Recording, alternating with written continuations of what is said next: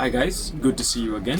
Good to know you've come back to watch this video, and if you've come back to watch this video, I just want to say thank you so much for coming back.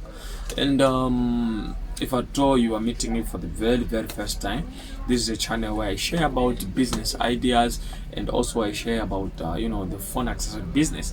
I share about business ideas in general. Like I talk about different business ideas that are actually happening, business ideas that are life changing.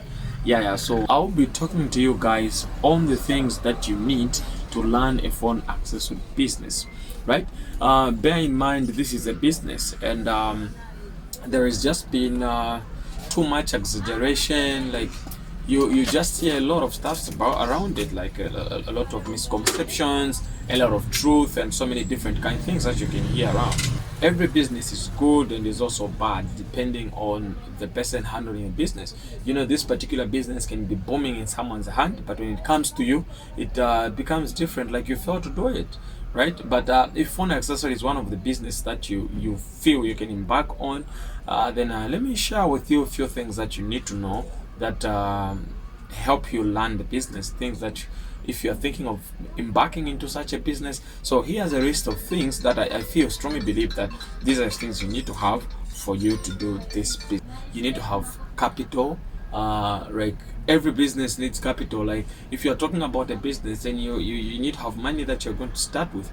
How much money are you going to start with? And people ask me a lot about how much money do I have if I have to learn a phone accessory business and all that stuff. I don't have an answer to that, because the person that has an answer is you. The best person to answer that question is yourself, right? So the question is, how much do you have? When you ask me to say how much do I need to start with, my question to you is, how much do you have? If you tell me you have 5,000, start with that. If you tell me you have 1,000, start with that. Capital, it's not minimum. Like it's not something that we can say, okay, this is the thing, you need to have this much. No. You just need to have what you have in order to start. And besides, many businesses that go further, it's not about how much you have, but it's how much you have here.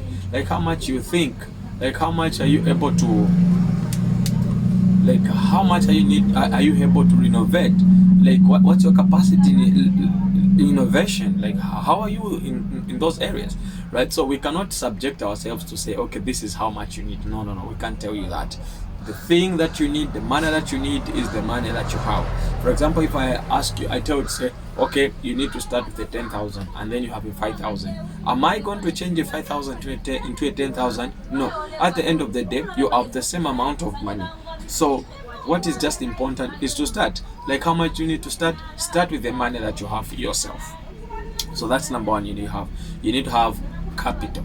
All right guys, so number two is actually the place of work. Where do you intend to work? Listen guys, you can have the smallest capital, but the place where you work really matters. Okay, it will give you the wings to fly. It will give you the capacity to grow. Okay, because you can have so much money with a lot of stuffs in your shop and all that stuff, but if the place where you are, it's not accessible to everybody, then it means you are in a corner where it will be difficult for you to grow. And especially if at all what you want is to grow faster, you have a small capital, I advise you locate a better place. You can have a 1,000 as capital, but if the place you have is a good place, man, you can grow in months. You can grow in just a few months, man, and your capital grows. Okay, why? It's because the place you choose is actually accessible to everybody. Okay, so make sure that the place you are going to choose, it can it can call people of different classes. Okay, it can call people that are so all the rich people in the shani, like every class of people, whoever it is, it can call them. A place that is good. You need a place that everybody can come to you. Okay, don't choose a place where only the kamushi can come, villagers only can come to you. They are afraid of other people cannot access your place. And in addition to the place of work, is that you also need cleanliness at the place where you are working from, because it is very much important. When the place is clean, it can attract any type of a person. Okay, when a place is dirty, it can attract a particular type of people. You get the point? But when your place is clean, then it can attract any type of a person that can come at your place. So make sure you choose a nice place. A nice place is good for growing a business. Contacts. And what I mean by contacts, these are the people you'll be buying your stock from. Okay, we buy from different areas, Lusaka and Nakonde and Ndola sometimes, and some particular items, right? So now what you need is contacts for those people. Like the place where you are, you don't need to be moving every time you need to order, because you are just starting, and it's difficult for you to be spending transports anyhow. So you just need contacts for those people. Tell them on WhatsApp the things that you need. Okay, guys, I need this. Also, when they have latest things, they'll be sending you those stuff to your WhatsApp. You don't need to be moving every time. No, just have contacts for those people, and things will be okay. Number 4 is assess the marketplace. Assess the marketplace. Like in assessing the marketplace, you need to assess 3 things. Okay, the first thing that you need to assess is a competition, like the place where you are. How are the prices for the people that you found there? You know, if you want to grow faster, you can't find people with particular prices. Then as you join the market, you want your prices to be very high, even more than those people. Okay, that means that you have failed already, because people will not buy from you, because there are already people that are surviving there, and when you come there, you need to look at those prices. Who are the people that you're competing with, and how are their prices? You need to look at that as well. Also, you also need to assess the kind of items that you'll be giving to that market. Like what things can I be putting here, so that you can't be in a common in a village, then you want to put for example, let me just give an example. You want to put computer accessories. Who wants to do that? Because no one will be buying those accessories from you. In that village, probably, maybe they might need batteries, maybe they might need covers, maybe they might need screen protectors, but they are maybe just in the whole village, no one has a computer. So why do you want to put that there?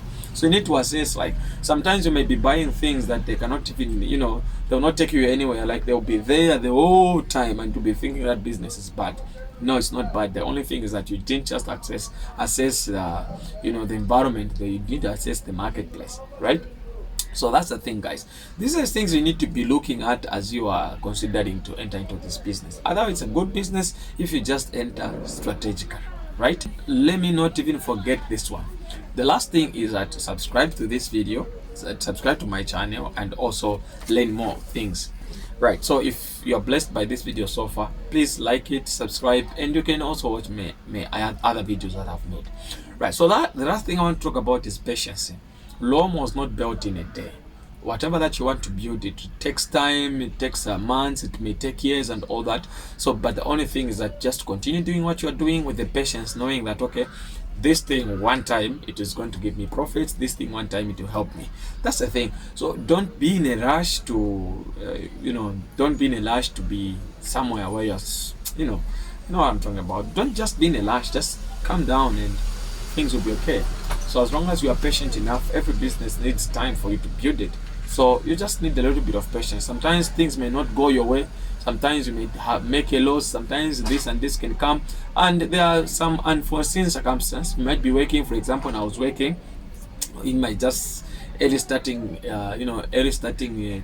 days. What happened was, just after I made a lot of profits by that time, then people came and they stole from me a lot of money. That was about 23,000.